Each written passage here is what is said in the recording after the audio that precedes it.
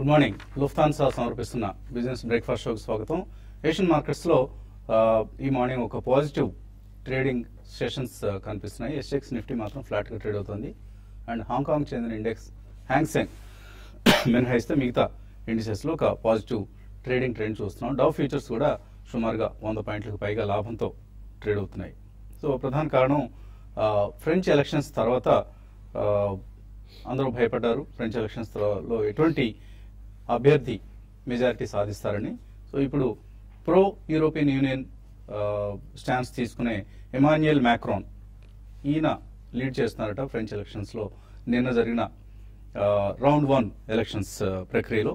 So తర్వాత round 2 జరుగుతుంది. So round 1 లో ఎవరికైతే 50% కంటే ఎక్కువ వస్తే వాళ్ళే ప్రెసిడెంట్ గా ఎలక్ట్ అయ్యే ఛాన్స్ ఉంది. కాకపోతే ఎవరికి 50% రాని నేపథ్యంలో ఎమాన్యుయల్ మ్యాక్రాన్ అండ్ మ్యారైన్ లే పెన్ లేడీ ఈవిడ, సో వీళ్ళిద్దరి మధ్య ఇప్పుడు పోటీ జరగబోతోంది. మే 7వ తేదీన సెకండ్ రౌండ్ జరుగుతుంది. సో సెకండ్ రౌండ్ తర్వాత ఎవరు మెజారిటీ సాధిస్తే వాళ్ళు అధ్యక్షులుగా ఎన్నికవుతారు. సో దీనికి ప్రెసిడెన్షియల్ ఎలక్షన్స్ జరుగుతున్న నేపథ్యంలో ఈ మధ్య టెర్రర్ అటాక్స్ జరగడం కూడా చూసాం మనం ఫ్రాన్స్ లో. అండ్ ఫ్రెక్సిట్ అంటూ కొంతమంది అభ్యర్థులు పోటీ పడ్డారు.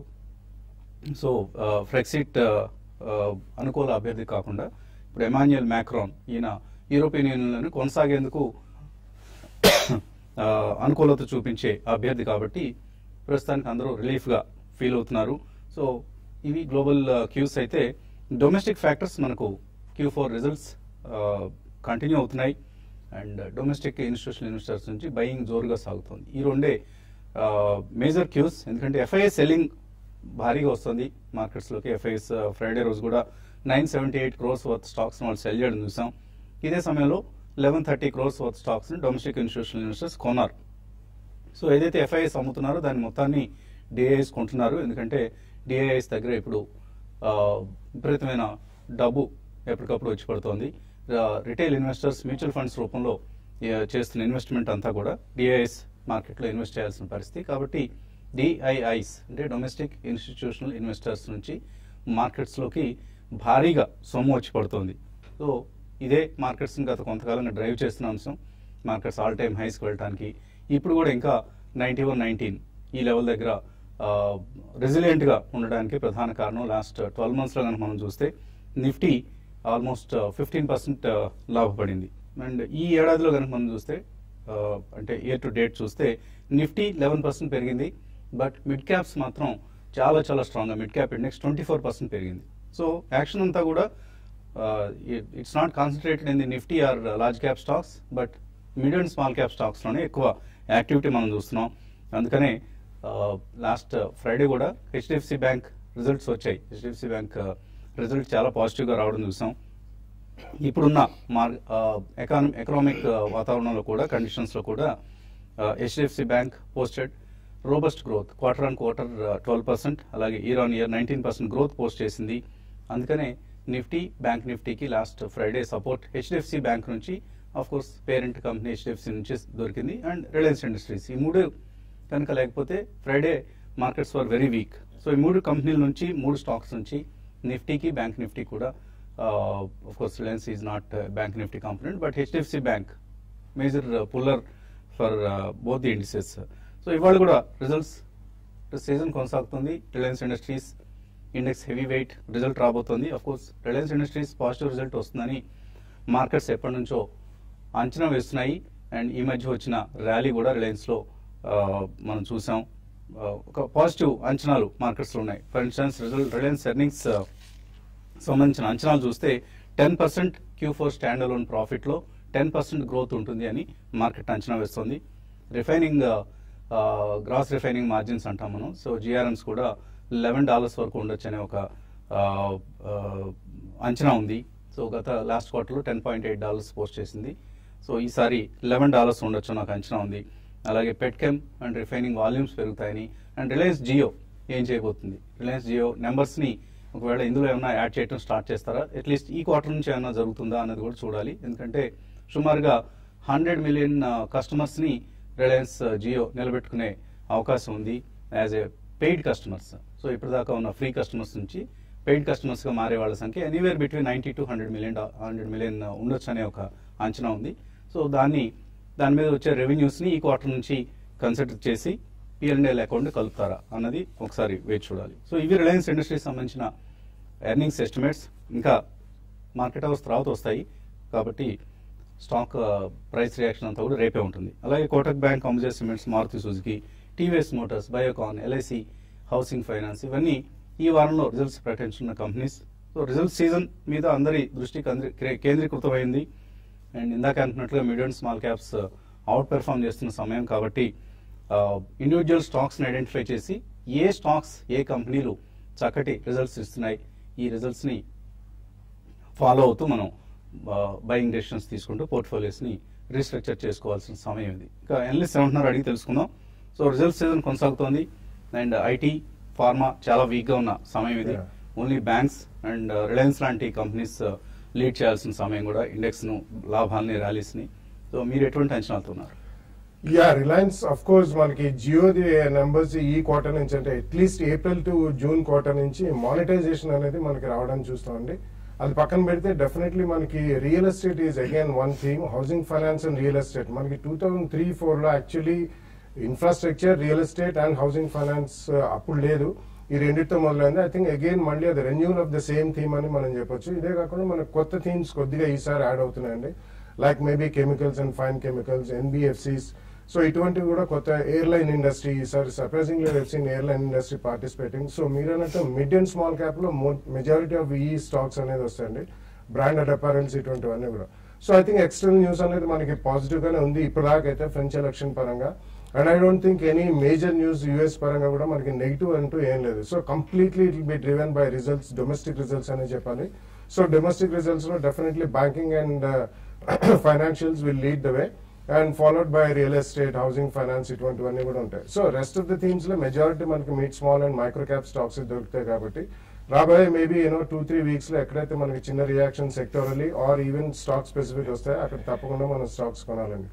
బేసికలీ ఈసారి అగ్రి థీమ్ కూడా చాలా స్ట్రాంగ్ గా ప్లేఅవుట్ చేసే అవకాశం ఉందండి. ఎందుకంటే బ్యాక్ టు బ్యాక్ 2 మాన్సూన్స్, ఈసారి కూడా మాన్సూన్ బాగానే ఉంటుంది అని మనకి ఫోర్కాస్ట్ వచ్చింది కాబట్టి లాస్ట్ ఇయర్ కూడా బాగానే ఉంది. So this time agri led theme maybe seeds ఒకటి, nutrients called fertilisers and agrochemicals ఇవన్నీ కూడా చాలా స్ట్రాంగ్ గానే ఉంటాయి.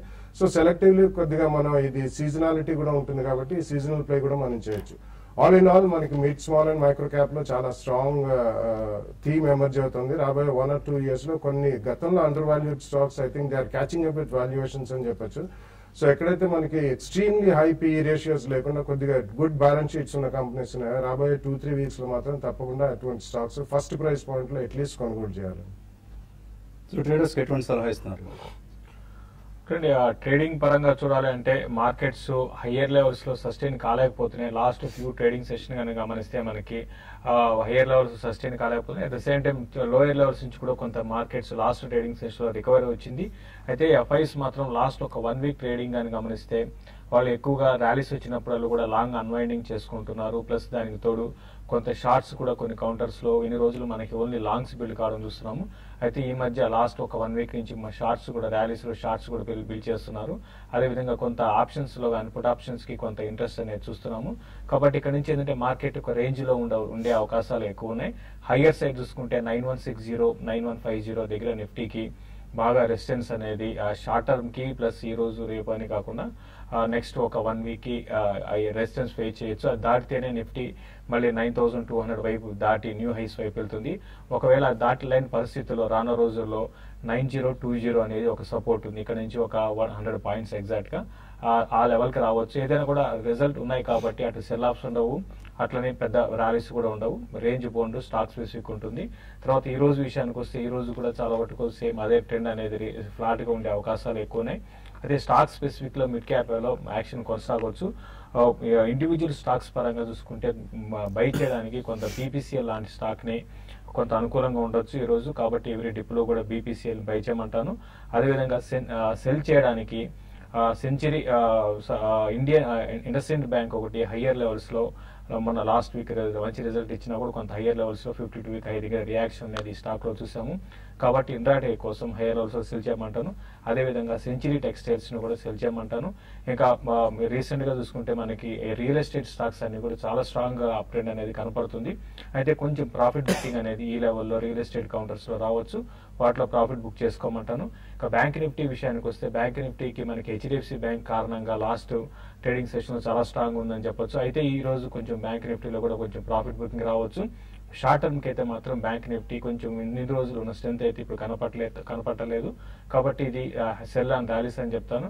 21,400 దాకా రావచ్చు. అది కూడా బ్రేక్ అయిందంటే దాని కింద 21,200 ఆ లెవెల్స్ దాకా రావచ్చు. ఇండివిజువల్ స్టాక్ యాక్షన్ ఎక్కువ ఉండే అవకాశాలు ఉన్నాయండి. సో చాలా ఇంట్రెస్టింగ్ వీక్ ఇది. క్వార్టర్ రిజల్ట్ సీజన్ కొనసాగుతుంది. అలాగే ఫార్మా కౌంటర్స్ ఇవాళ కూడా వీక్ గా ఉండే అవకాశం ఉంది. ఎందుకంటే జెనరిక్స్ నే రికమెండ్ చేయండి అంటే బ్రాండెడ్ ప్రొడక్ట్స్ వద్దు, బ్రాండెడ్ డ్రగ్స్ ని రికమెండ్ చేయొద్దు అంటూ డాక్టర్స్ కి కేంద్ర ప్రభుత్వం సలహా ఇచ్చింది. ఆ సలహా అమలు చేసే సమయం ఇది. కాబట్టి ఫార్మా కౌంటర్స్ అన్నింటిలో ఎందుకంటే ఇప్పటిదాకా డాక్టర్స్ చేతిలో ఉంది ఫలానా బ్రాండెడ్ డ్రగ్ పారాసెటమాల్ డ్రగ్ ని రికమెండ్ చేయాలంటే దానిలో ఒక బ్రాండ్ నెక్రోసిన్ ఇంకొక బ్రాండ్ ను రికమెండ్ చేసే పరిస్థితి. కానీ ఇక్కడ నుంచి వాళ్ళ ప్రిస్క్రిప్షన్ ఓన్లీ పారాసెటమాల్ అని రాయాలి. సో ఇక మెడికల్ షాప్ వెళ్ళిన తర్వాత కెమిస్ట్ చేతిలో ఉంటుంది. ఏ డ్రగ్ ని ఇవ్వాలి, ఏది బాగా చీపెస్ట్ డ్రగ్ దాన్ని ఇచ్చే ప్రయత్నం చేయాలి. కానీ కెమిస్ట్ నిజంగా ఆ పని చేస్తాడా? ఎంతమంది కెమిస్ట్ కి షాప్ లో ఉండే కుర్రాళ్ళకి, మెడికల్ షాప్ కుర్రాళ్లే వాళ్ళు ఏం కెమిస్టులు అంటే అందరూ డి ఫార్మసీ చేసి వచ్చే మనుషులు కాదు. మాక్సిమం ఉంటే ఒక కెమిస్ట్ ఉంటాడు ఒక షాప్ లో. అది కూడా పెద్ద షాపులు అయితే, చిన్న షాపులు అయితే ఎవరో ఒకరు కూర్చుంటున్నారు ఈ మధ్య. సో అటువంటి వాళ్ళకి అంత నాలెడ్జ్ ఉందా? వాళ్ళు నిజంగానే కస్టమర్స్ పేషెంట్ల ఇబ్బందులను దృష్టిలో ఉంచుకొని వాళ్ళ ఆర్థిక పరిస్థితిని దృష్టిలో ఉంచుకొని మందులు సప్లై చేస్తారా, సరఫరా చేస్తారా? ఇవన్నీ చాలా ప్రశ్నార్థకాలు. బట్ ఇదంతా బ్రాండెడ్, ఎందుకంటే 90% of drugs sold in India are branded drugs. So వీళ్ళందరికీ జనరిక్స్ అమ్మాల్సిన పరిస్థితి వచ్చింది. కాబట్టి ఇప్పుడు ఎటువంటి ఇంపాక్ట్ ఈ ఫార్మా కంపెనీస్ మీద ఉంటుంది? సో అన్ని కంపెనీలు ఇప్పుడు నెగిటివ్ గా రియాక్ట్ అయ్యే అవకాశం ఉంది, ఇంక్లూడింగ్ మన రాష్ట్రానికి చెందిన Divi's labs is basically a bulk drug manufacture. వాళ్ళ యూనిట్ టీకి ఇప్పుడు విశాఖపట్నం సమీపంలో ఉన్న యూనిట్ 2కి యూఎస్ఎఫ్డిఏ నుంచి మరొక పిడుగు వచ్చింది. ఇప్పుడు వార్నింగ్ లెటర్ వచ్చింది. ఇంతకుముందు ఇంపోర్ట్ అలర్ట్, నార్మల్గా వార్నింగ్ లెటర్ తర్వాత ఇంపోర్ట్ అలర్ట్ వస్తుంది. బట్ ఈ కంపెనీ కేసులో మాత్రం ఇంపోర్ట్ అలర్ట్ ముందు వచ్చింది, అరే తూచి అన్నట్లుగా మళ్ళీ వార్నింగ్ లెటర్ కూడా ఇష్యూ చేసింది యూఎస్ఎఫ్డిఏ. సో ముందుగా ఉరి శిక్ష వేసిన తర్వాత యావజ్జీవ శిక్ష వేసినట్లుగా ఉంది ఇది. But anyway this is a negative development for Divi's labs. So stay away from Divi's labs counter.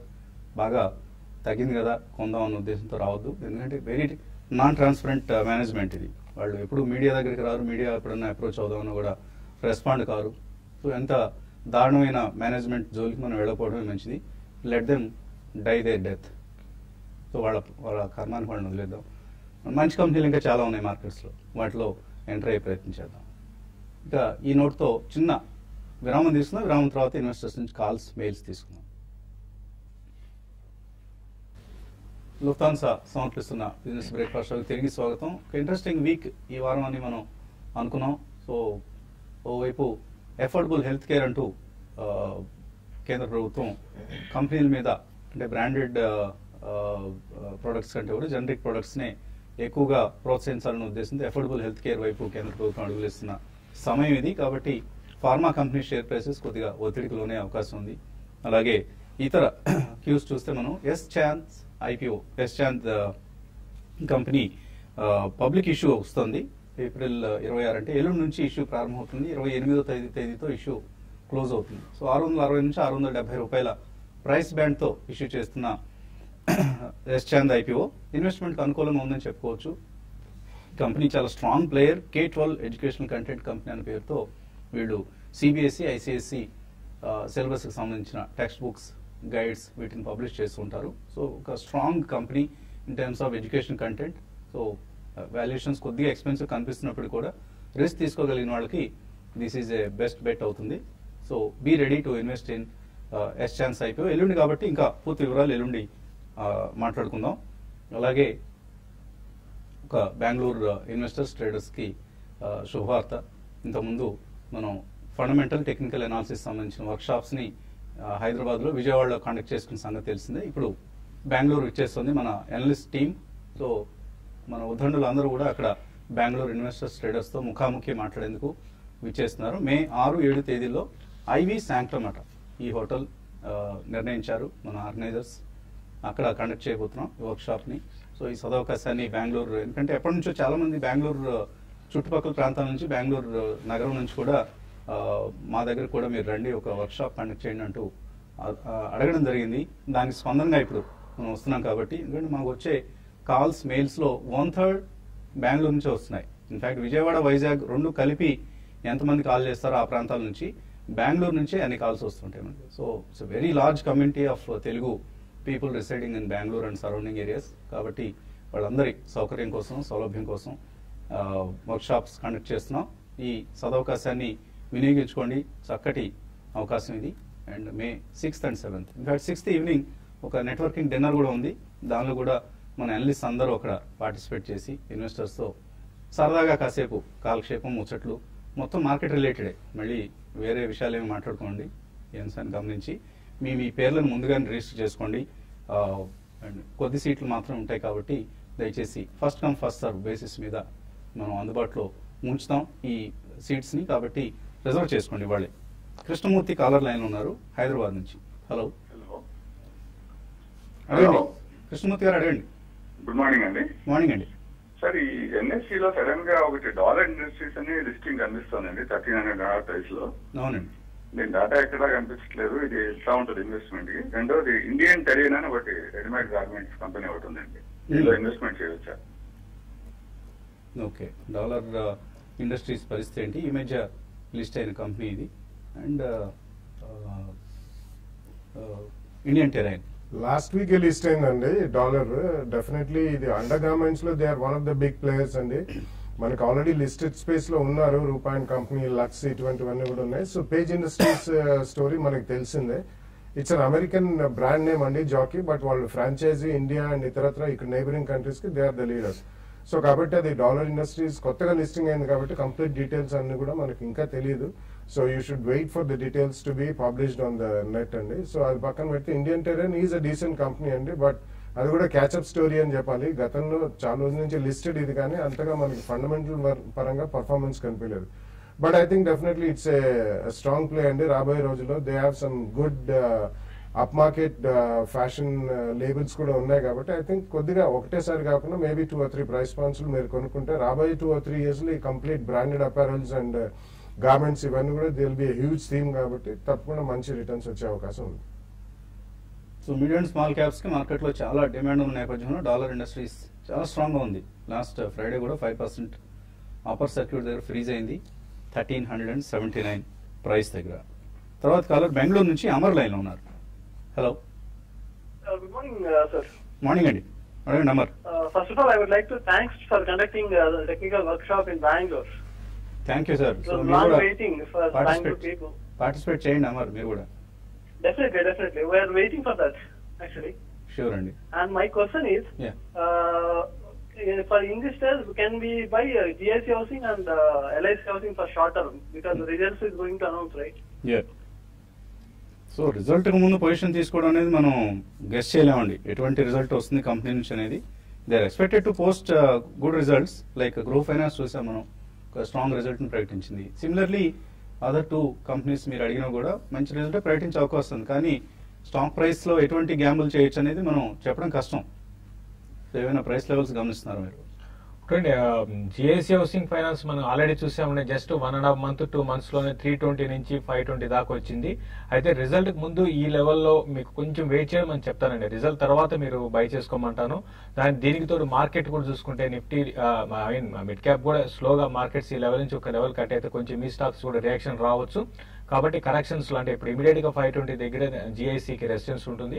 Down side చూసుకుంటే 480 లెవెల్స్ బ్రేక్ అయితే క్లోజర్ గా 460 దాకా రావచ్చు. అక్కడ మీరు ఒక బయింగ్ పాయింట్ పెట్టుకోమంటాను.